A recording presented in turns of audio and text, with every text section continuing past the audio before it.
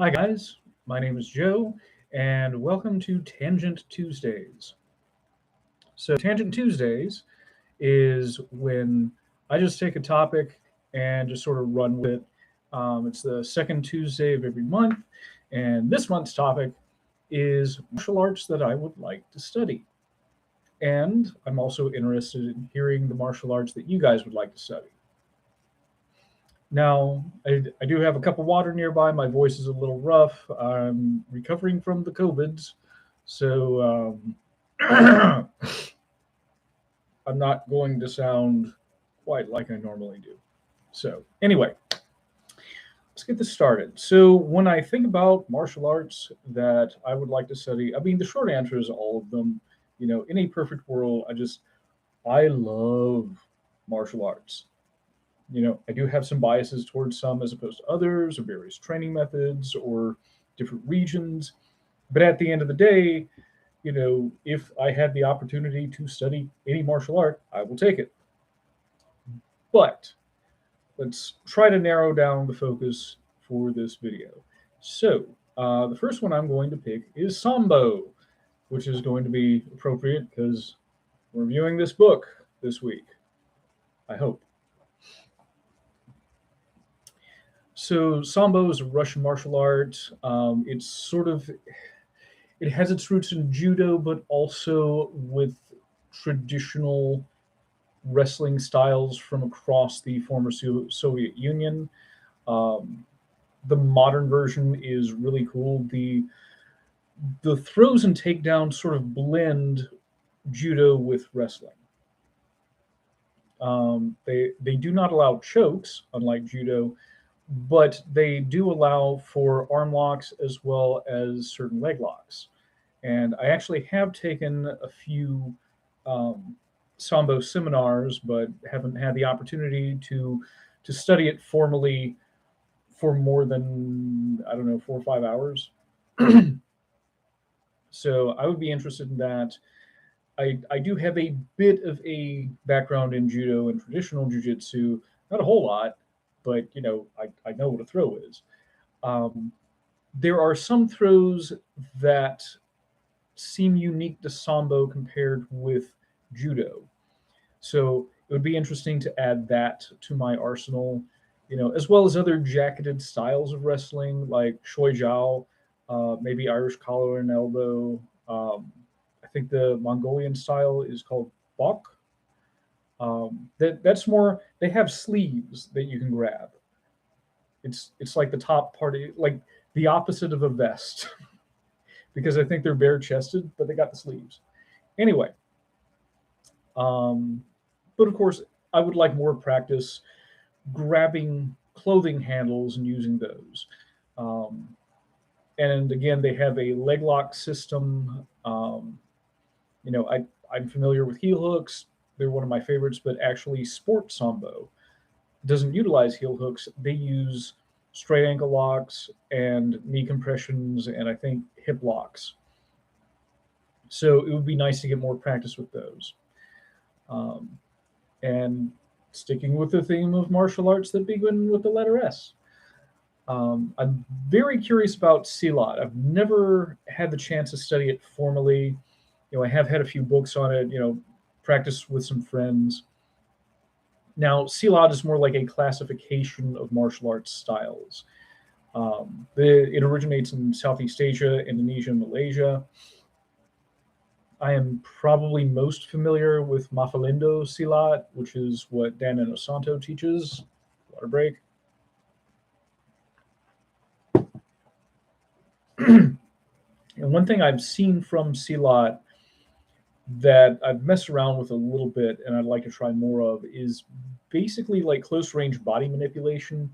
They have some foot traps. They do a lot of twisting of the shoulders and twisting of the head. I like Burton Richardson's take on things.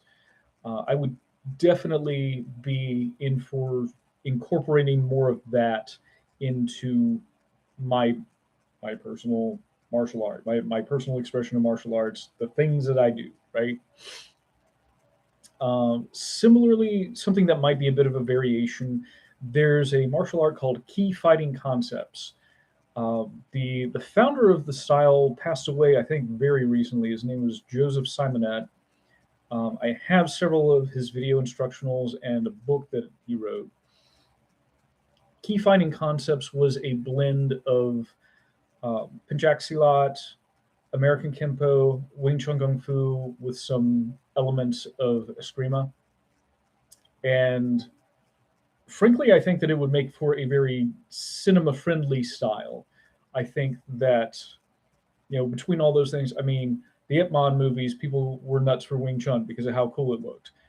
The Raid, which is another, it's lesser known in the West, but people who know of the Raid, they're using Silat in that, I believe. And then The Perfect Weapon, which was one of my favorite movies to watch from the 90s, is based on American Kempo.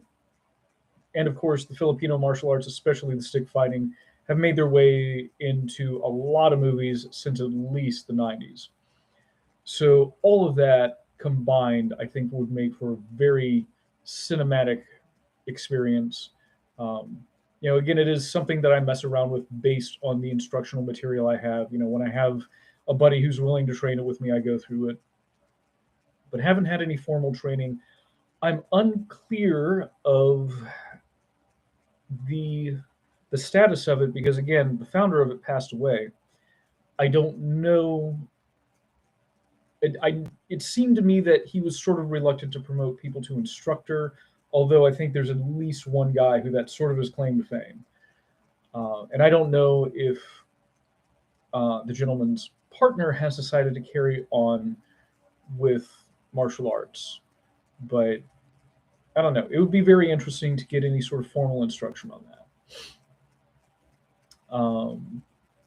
After that, I've probably mentioned a few times, I study karate. I originally started with Seikukan karate. I've had a little bit of experience with Goju-ryu as well. But I see karate as sort of a family of martial arts. But one of the outliers is uechi-ryu. And it was a very recent transplant from China. And it looks very much like some of the Southern Kung Fu styles that you'd see. They use that extended knuckle fist. There's a lot of these hooking actions.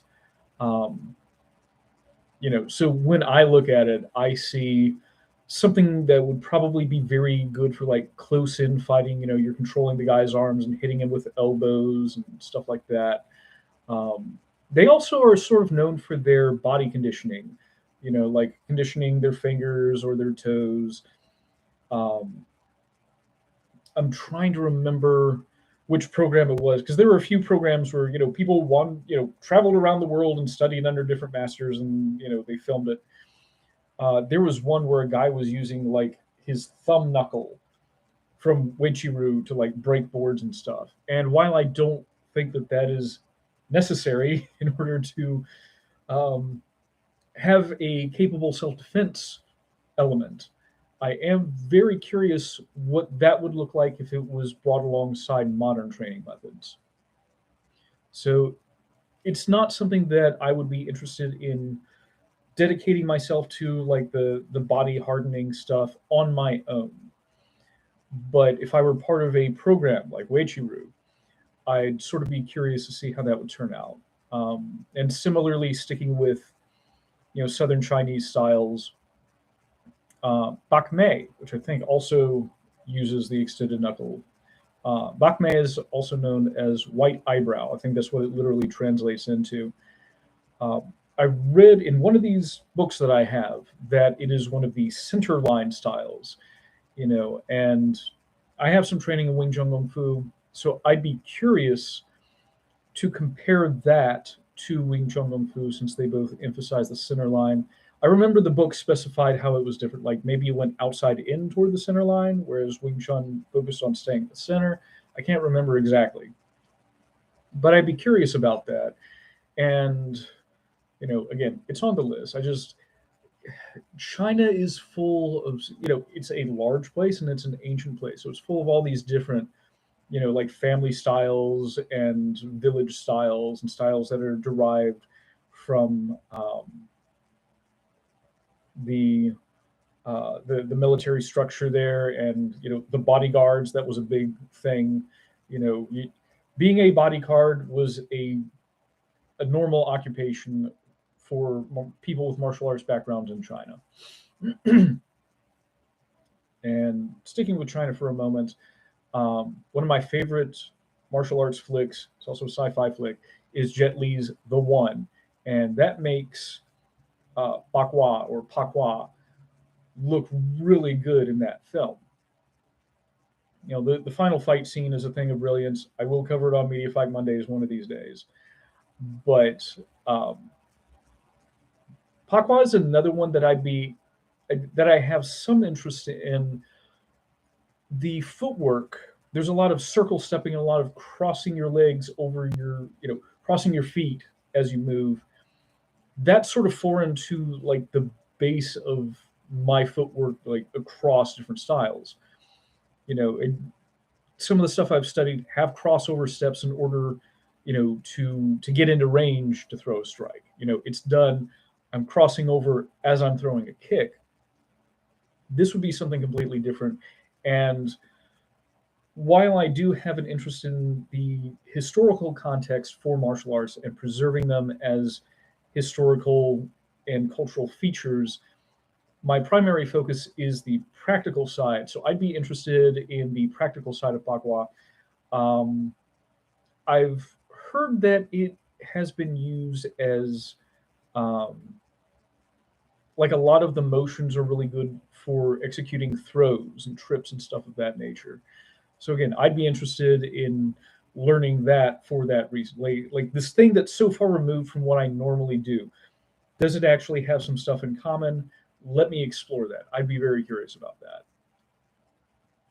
Heading back over to Japan, I'd be very curious about the Koryu jujitsu styles. I am somewhat familiar with Gendai or Meiji era onward jujitsu styles, particularly the ones that were brought to the West after the 1900s, at the end of the 1800s, beginning of the 1900s, because we have so many manuals from that era, where people were writing about, check out this new Japanese fighting system, and the Japanese at the time were very helpful about spreading it. But the Koryu, literally old school systems, predate that. They're from before the Meiji era. The Meiji era started in the late 1800s. So I'd be fascinated to explore how the Japanese martial arts looked at that time. I have some resources on them, but they are not as well popularized as some of the Gendai systems. I suspect that a lot of the Gendai Jiu-Jitsu schools sort of, hitch their wagon to the spread of judo throughout the world, and the Koryu systems probably did not. A lot of them are family systems, but again, I'm very curious to see what was essentially like, samurai close quarter combat. Beyond that, let's see, weapon stuff. Weapons work from the Pacific area. Let me cover all three of these at once. Okinawan Kobudo, it's most famous for the books written by Fumio Demura, which covered the bow, the nunchaku, the sai, the tonfa, which is if you see a modern police baton with that side handle, that's sort of based on the tonfa, and then the kama, which is a sickle. And many of those are wielded in pairs. There are also less common weapons. There's an oar that's called an eku. There's like a knuckle duster. I think there's a weapon that incorporates a tortoiseshell to a short spear. I might be wrong about that. But I'd be fascinated about those weapons. And hitting east of Okinawa, there's the Hawaiian martial art of Lua. There's been a little bit more written about that. I'm following a Lua instructor on Facebook by the name of Michelle Manu, and so luckily I get to see, and learn a little bit based on her posts. And then there's also the weapons of the Maori, which there seem to be some crossover between those and some of the weapons used by the Hawaiians. And these include like flat stone clubs and shark tooth swords or clubs, sort of. So it would be really cool to learn those sort of weapons. I mean, all weapons are sort of cool, but you know, essentially Neolithic weapons. Like um, pre Iron Age weapons. I guess in that collection that I just mentioned, the exception would be the Sai from Okinawa. You know, but I find it fascinating. I think that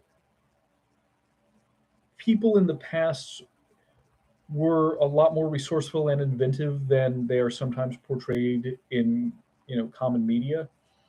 So I'd be very curious to take a look at those weapons. If you want to see um, the Maori weapons portrayed on screen, there's a movie called uh, The Deadlands, I think, and that's a really good. It's a really good movie overall, but fight scenes are awesome because they're using these weapons. Um, Heading over to Africa, um, again, I want to learn all martial arts. The African continent is gigantic. Um, there's a stick fighting system called Nguni.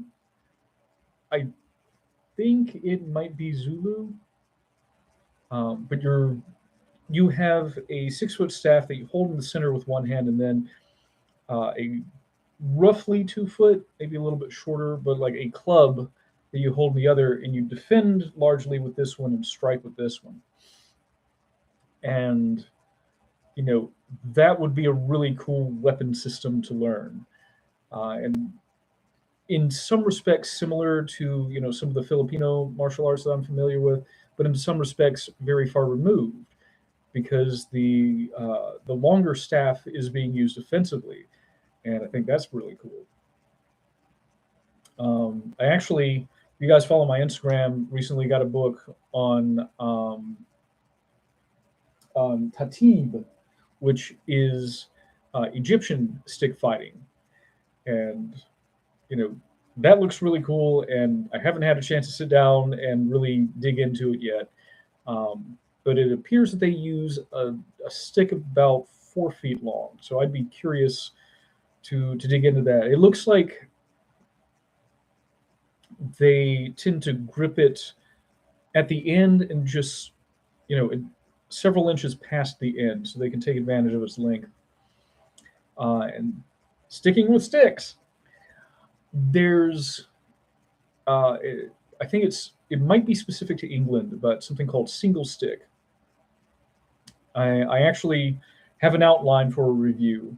An old book that I read, was written at the beginning of the 1900s, called Single Stick and Broadsword. Okay, the single stick, as I understand it, was meant to simulate a broadsword. The broadsword we are referring to is not what people think, not what many people think of, which is like the one-handed medieval double-edged sword. It would be like the Scottish basket hilt sword that was used in like the 17 and 1800s.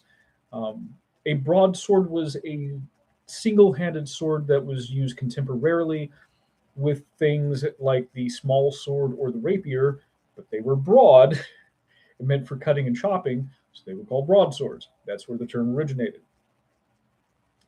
So, this single stick play, from what I've seen, I this might not have been true universally, but from what I've seen, they tended to have like a leather handguard that looked like it would simulate like that sort of basket hilt sword design. And along those lines, there was also walking stick fighting in Europe at the turn of the last century. So late 1800s, early 1900s, there was a French teacher named Vigny, I believe, that was sort of known for his cane method. And to contrast this with like Jo or Sambo, or excuse me, Jo or Hanbo techniques from Japan, from what I've seen, most of those incorporate, both hands on the staff. The walking stick method seemed that it was a single hand method.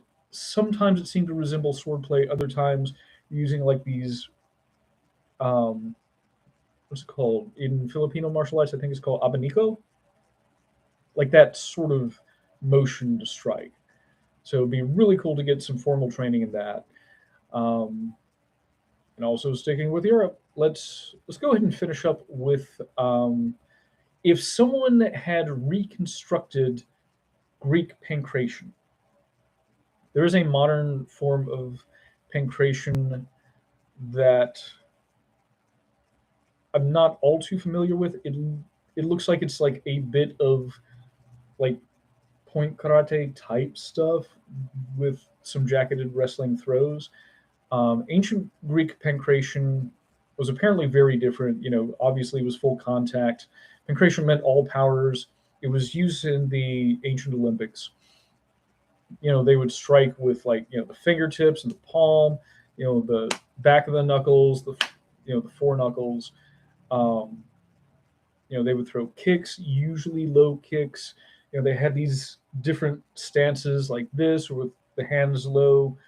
Um, the rules were similar to what you would see in like the early no holds barred events. So fights were allowed to continue on the ground. You could hit the guy down there. There was something called the ladder trick, which was basically jumping on a guy's back, applying a choke, and throwing your heels around his midsection to hold on. So sort of like you were climbing a ladder. And I know that there's been at least one book. I didn't take the opportunity to buy it. It was several years ago. I was probably broke, but there was a book where these guys took written records and illustrations from vases and stuff like that. And I think they both had other martial arts backgrounds as well, but they were trying to dig into like, okay, so what did ancient pancreation actually look like? What techniques were being used? So if someone actually recreated that, um, I think I would love to study it as a syllabus, just again, more from an historical recreation perspective, maybe compare and contrast modern fighting methods. But yeah, that would be of interest. I would love stuff from the New World, from the Americas. I have my suspicions about the preservation and authenticity of Native American fighting methods. I'm somewhat hopeful about methods from like Central and South America. I know that I'm part of a Facebook group. I'm a lurker on a First Peoples, you know, martial arts Facebook group out of Canada. And it sure would be neat to know what they knew. Um, I wish I could be more hopeful about that. I'm sort of not, but you know, maybe someday. Um, but yeah, those are samples of the martial arts that I would love to learn. Like I said, I'd love to learn anything. Some because they are specific to an area of interest I have, like anything with a sword. I love the idea of swordplay. Um, any sort of sport grappling method because it will apply to the sport grappling that I do. Any sort of pugilism. But beyond that, I just think like the more obscure stuff to learn is just really neat.